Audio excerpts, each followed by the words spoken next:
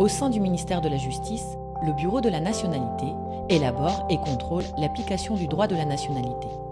Précision avec Nathalie Gautron-Audic, magistrate et chef du bureau. On est français dès la naissance, soit parce que l'un de ses parents est français, c'est ce qu'on appelle le droit du sang, soit parce qu'on est né en France, d'un parent lui-même né en France, c'est le double droit du sol.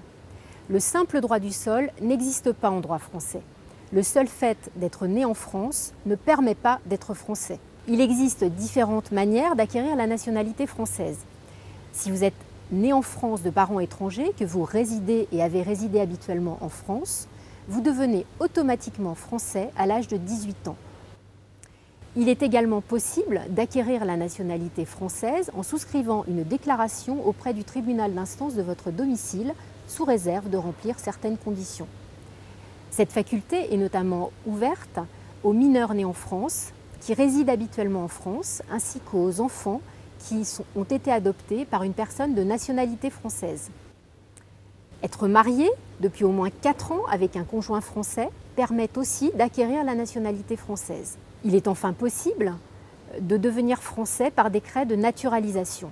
La naturalisation est accordée par le ministre de l'Intérieur à toute personne répondant à un certain nombre de conditions, notamment celle de résider en France. Contrairement à une idée reçue, une carte nationale d'identité ou un passeport français n'est pas une preuve de la nationalité française. La nationalité française se prouve soit par la déclaration d'acquisition enregistrée, soit par le décret de naturalisation, soit encore par un certificat de nationalité française. Un certificat de nationalité française atteste que vous êtes français et pour quel motif. Ce certificat peut être obtenu auprès du tribunal d'instance de votre domicile. Selon votre situation, il vous sera demandé de produire des actes de naissance et de mariage pour vous-même, mais aussi pour vos parents, voire vos grands-parents ou vos arrière-grands-parents.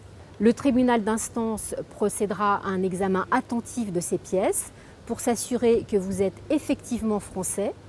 Il pourra procéder à des vérifications de l'authenticité des documents produits.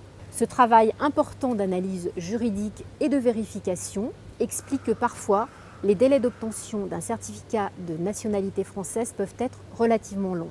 Chaque année, près de 40 000 certificats de nationalité française sont délivrés par 196 tribunaux d'instance. Vous pouvez contester auprès du ministre de la Justice le refus de vous délivrer un certificat de nationalité française en lui adressant une simple lettre accompagnée d'une copie de la décision de refus. Votre demande fera l'objet d'un réexamen complet par ses services. Si vous n'obtenez pas gain de cause ou si vous ne souhaitez pas exercer ce recours dit hiérarchique, vous avez la possibilité d'exercer un recours contentieux. Vous devrez, par l'intermédiaire d'un avocat, saisir le tribunal de grande instance compétent qui statuera sur votre situation au regard de la nationalité française. Le ministère de la Justice est systématiquement informé des contentieux de nationalité et apporte au procureur de la République son expertise en droit de la nationalité. Vous trouverez plus d'informations sur le site internet du ministère de la Justice et sur justice.fr.